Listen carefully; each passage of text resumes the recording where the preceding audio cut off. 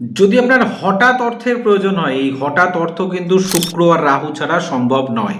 আর আজকে একটা উপায় বলবো, যে উপায়টা করলে কিন্তু আপনার আর্জেন্ট মানির প্রবলেমের যদি সমস্যা থাকে সেই সমস্যা কিন্তু দূর হয়ে যাবে।